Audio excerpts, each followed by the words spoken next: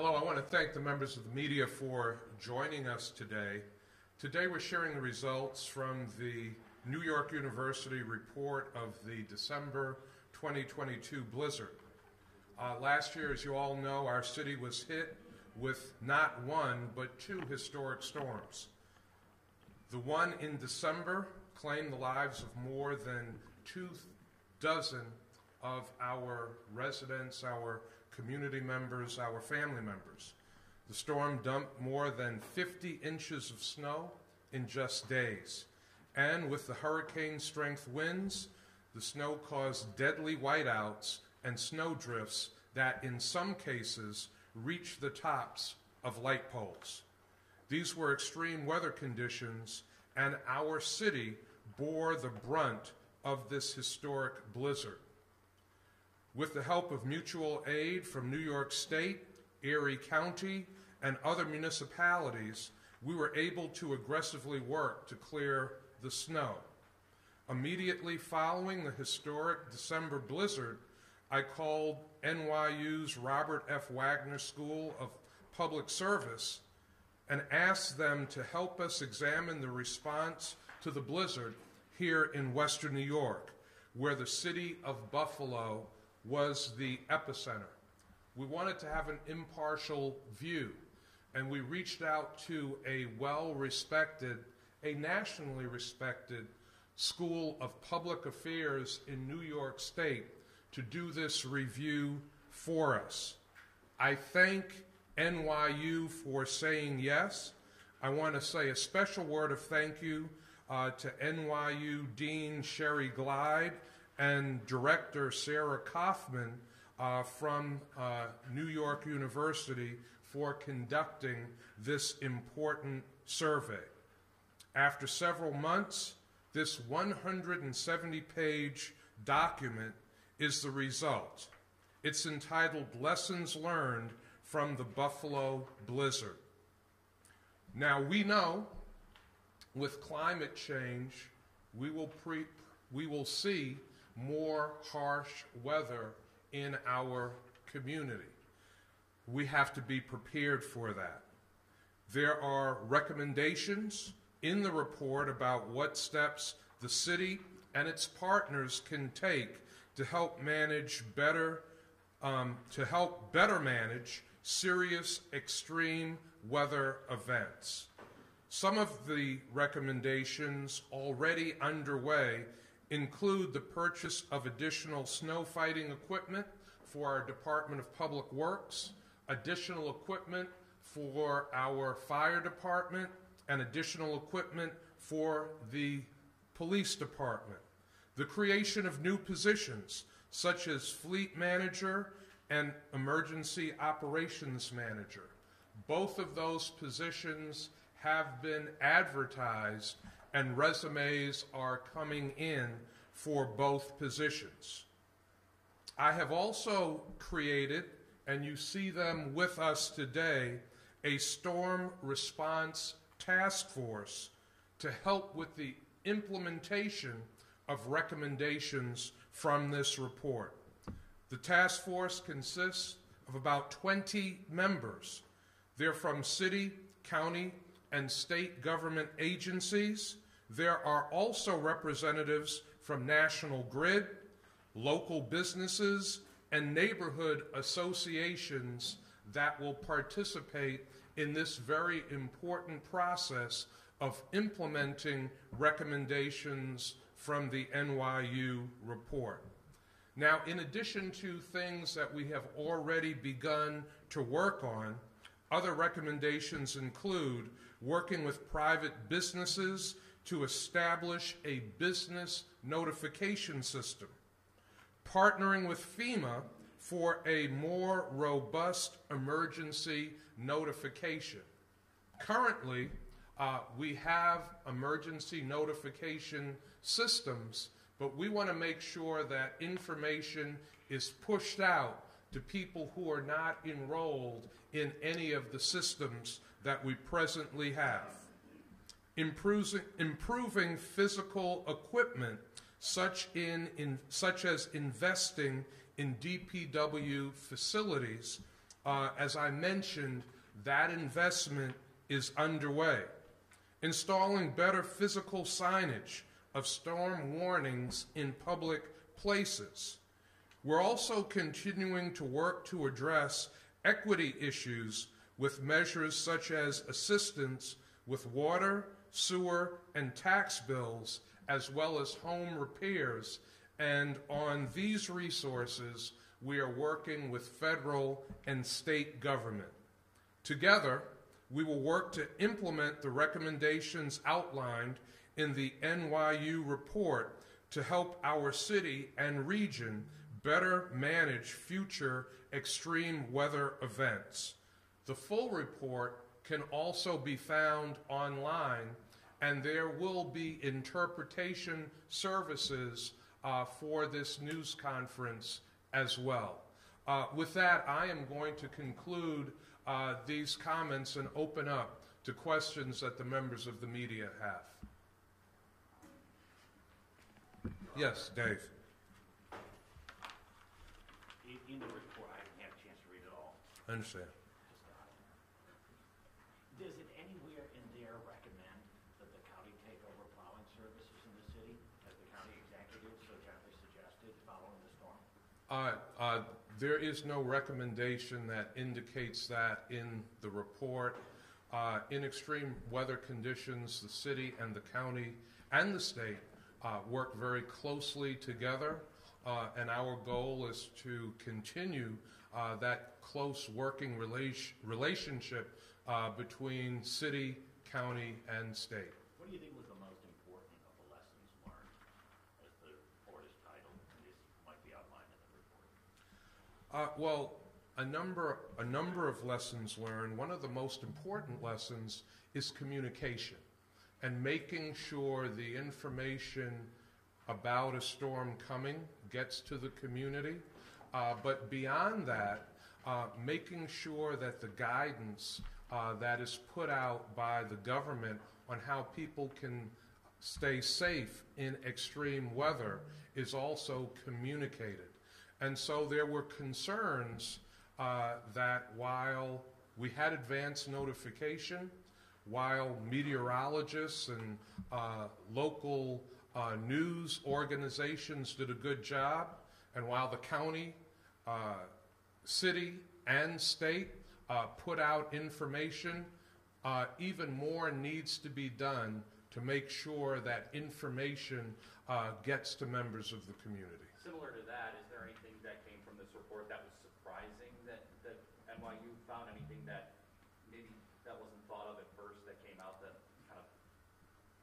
Well, one of the things in the report is working with FEMA to push out communications to residents.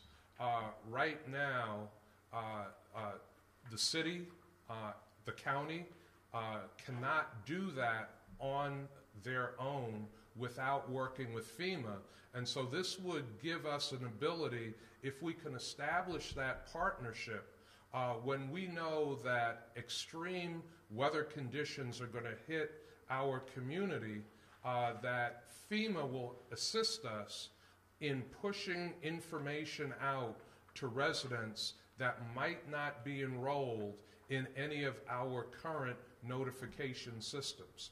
That would make sure that even more people are aware of extreme weather about to hit our community. As you pointed out, a lot of these things outlined in the report, the city is already working on. But come next winter, how confident are you that the response will be improved? As you said, we're unfortunately going to face these storms again because of climate change. Well, I think after the storm, my administration, working with the city council, made the decision that we had to make a more substantial investment in equipment and upgrading equipment. We have done that in this city budget. There were concerns about additional positions that we needed. An emergency manager that would exclusively work on emergency situations, and a fleet manager that would constantly be looking at upgrading equipment in the city, vehicles in the city. So we have taken all of those actions. Now we have to follow through on those actions with hiring those 2 positions. I also want to recognize and thank the county. As you know, the county also invested significantly in new snow fighting equipment. So those investments made at the city government level and the county government level will provide new equipment and more equipment that will be helpful in extreme weather conditions, particularly as it relates to snowstorms. But without a timeline on getting that equipment, because it takes a while, it takes a year sometimes to get that snow fighting equipment, those new fire trucks. So are we anticipating this to see them come next winter, not 2023, but 2024? So it's like, how do we go about them preparing for this upcoming winter, That's a great question and a great point. For the city, some equipment will come prior to the next winter season, which could come as early as this October. But also, we know that some equipment won't come until the following season because of the length of time that the purchase process takes. What we've done in some instances is we've worked to expedite some of those purchases so that we can access some of that equipment for the upcoming winter season. What else are you doing, though, to make sure that we are prepared? So if the equipment's not going to arrive, if there's another storm even close to what this was, how are you going to make sure that the residents here stay safe? Well, the communication is critical. And one of the lessons learned, we talked about lessons learned, one of the lessons learned is how essential public confidence is in the information that is put out. The information that's put out by government, the information that is put out by media. And we saw that there were some people that did not take the notifications seriously enough. We want to make sure that we are pushing out massive amounts of information to ensure the safety of the community.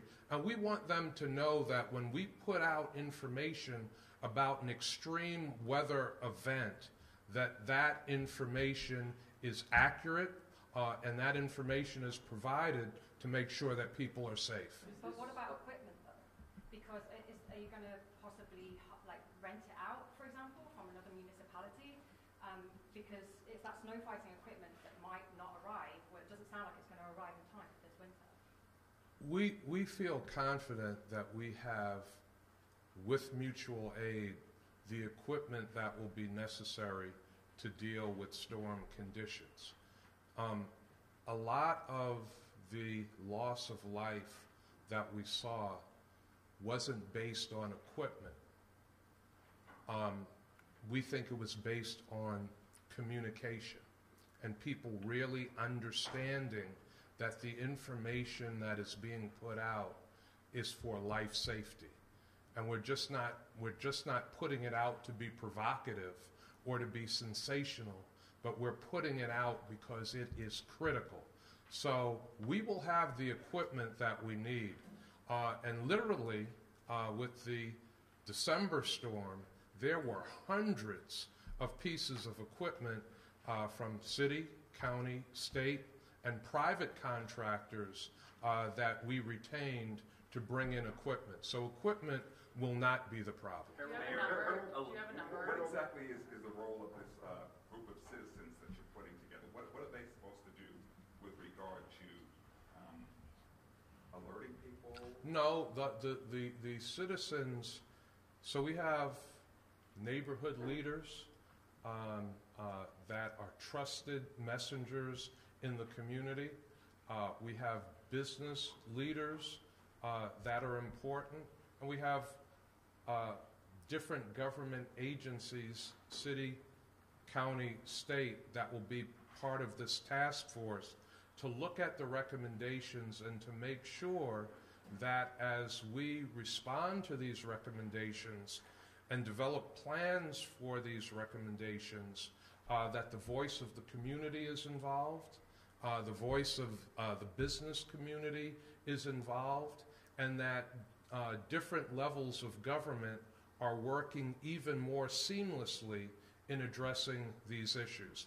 And let me just say, with the citizens, their involvement is critically important to public confidence in what we're doing.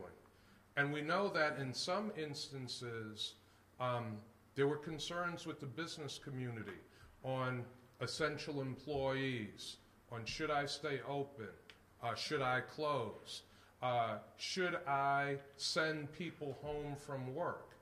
All of those questions need to be addressed, and we have to work closely with the residents and with the businesses in our community to answer those questions. Mayor, Kristen? Mayor, I also want to ask you too, in that report it says that 31 of our neighbors in the city of Buffalo lost their life, but 20 of them were people of color, which is really highlighting an equity issue here. So are there plans moving forward to make sure that those communities aren't without support? Well, you know, as an African American man who lives in East Buffalo, equity is important to me. As the leader of this city, equity has been an essential element of how we've governed and how we've managed since I've been mayor. So one of the things that we have proposed from an equity standpoint is to provide resources to assist people with different bills, to make sure that people are financially caught up, to make sure that people are not financially struggling. We've also provided resources to help people with home repairs, to help renters get caught up with rent. Some of those programs are going forward right now as we speak. So equity is critically important, and we have a number of programs that have been implemented and funding that will be allocated to help address equity issues. But during the actual storm, are there plans to have more warming shelters open? I know Councilmember Bowman passed a resolution and is working on something like that. So are there plans, like, you know, in the moment, actually during a storm that we just had? So what we hope to do with this task force is more than just in the moment things, but more proactive before we get into the moment. Because sometimes when you get into a moment of crisis, it's too late. So we want to help people. We want people to be prepared. We want people to know where to go, to know what will be open, to know that they can stay in their home and their home will be safe and secure before we get into an emergency situation. So that will be part of the work that we will be doing as well. Mayor, a lot of people took issue with a travel ban not being issued earlier than what it was. Has this report informed you at all in, you know, decision making going forward on this? I know it's talking about a wait and see approach was taken by a lot of municipalities. How is this informing you going forward? That touches on the point of communication. Having early communication and accurate communication. So you talk about a travel ban. Some people don't want a travel ban. Businesses don't want to close. People want to keep moving around, even in storm conditions. They don't want to stop driving. So public confidence, critically important. Communication with the public, critically important. And part of this process will do a few things. One, when we say you have to stay home, when we say this is a life-threatening storm, believe us. And the residents being here with us, working on this, will help us to establish that public confidence. Two, city, county, state worked very closely. We coordinated the travel bans. This will enable us in working through this process to identify issues, work even more closely, work even more seamlessly, and address the issue of when a travel ban should be imposed together more effectively. David, did you have something? I did. How much do we pay for this? We did not pay for it. We asked NYU if they would be willing to do this, and NYU did this with professors, they did it with students, and they did it at no charge to the taxpayers of Buffalo and Erie County, and we certainly thank them for being willing to do that. Are there plans for this task force to meet on a regular basis? Are there scheduled planning meetings with the task force, or is this going to be more so when there's an imminent threat of a storm or anything like that? No, we will have some scheduled meetings ahead of a storm. Again, we have to be proactive, not reactive.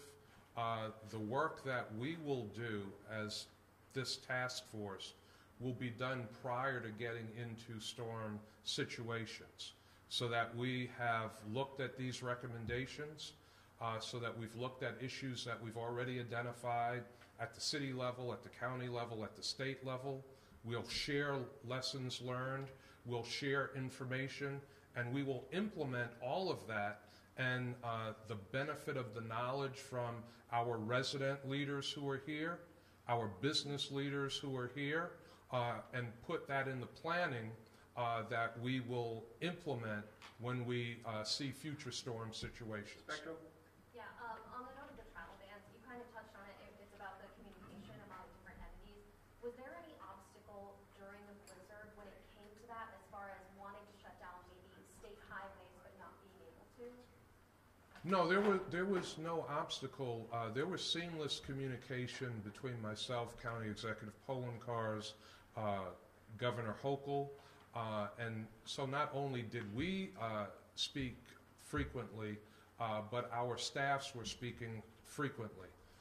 My chief of staff was speaking to the county executive's chief of staff every day, multiple times a day. The governor assigned her commissioner of the Department of Transportation and the commissioner of the Department of Homeland Services and Emergency Services to work with city commissioners and county commissioners, and they were speaking all day. So the communication between intergovernmental agencies was close, it was good, but we want to see if there were any points where we could communicate even more effectively. But the travel bans, the closing of roadways was coordinated between city, county, and state. Is there anyone from NYU here that worked on this? No, NYU is not here, but we did a simultaneous release. So as we are releasing this now at noon, NYU released it as well, and certainly personnel at NYU will be available to speak to the report and what's in it. Maybe there's one. Oh, Sorry, you've been talking about being proactive rather than reactive, and I know that there was a comprehensive emergency plan in place already before this blizzard. Is that going to be released to the public? Is that in this report? Where can we see that as a public document? Well, I think the goal here is to update our emergency plan. So what the plan was in the past is what we want to improve on, what we want to take a look at, what we want the task force to review, and some of what NYU also looked at and reviewed as well. NYU has taken a comprehensive look from the outside of how city, county, state, private sector organizations responded to the storm. And now our goal is to implement these recommendations and provide an updated emergency plan at the city level. I assume the county is doing the same thing at the county level, and we understand that the state is doing the same thing at the state level. But in any extreme weather situation, mutual aid is needed. So it will be essential for Buffalo, Erie County, and New York State to work together. If Amherst is the epicenter of the next storm, mutual aid will be necessary. If West Seneca or Hamburg is ground zero for the next storm, mutual aid will be necessary.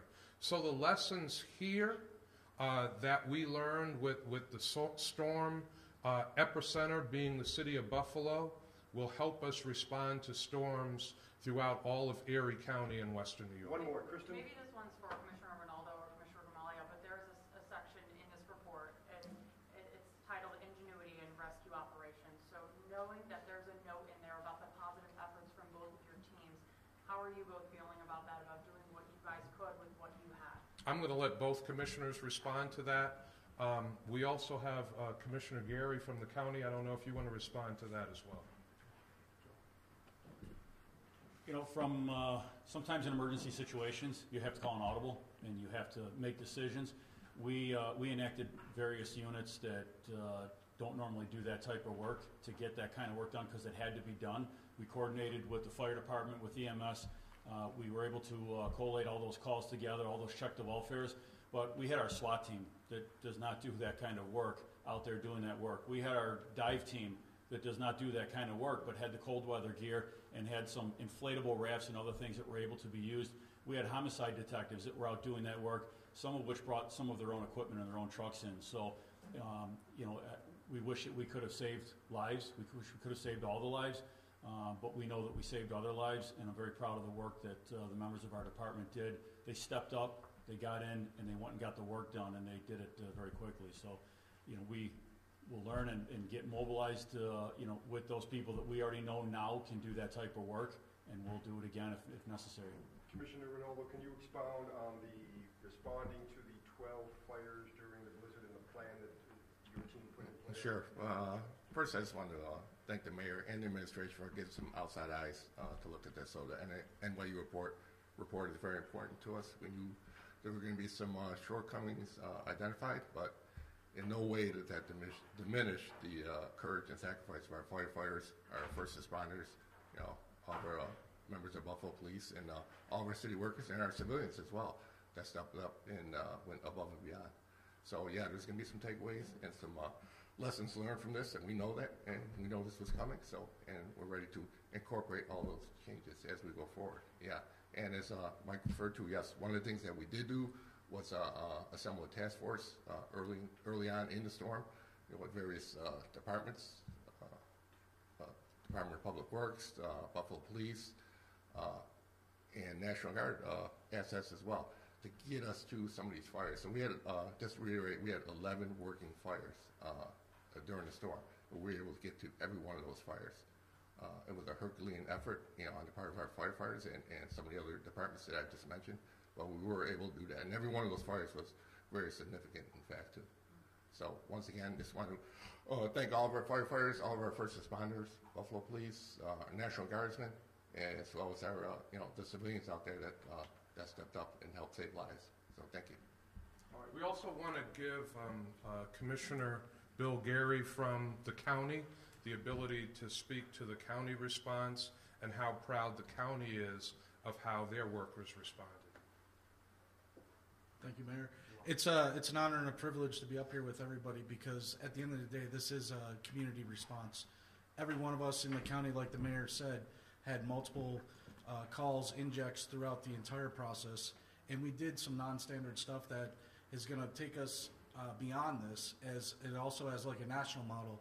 As the commissioner was stating, we had public works people, residents even helping escort fire trucks, getting people critical needs like dialysis, getting out with police department and people that weren't normally doing some of these rescue type trained missions.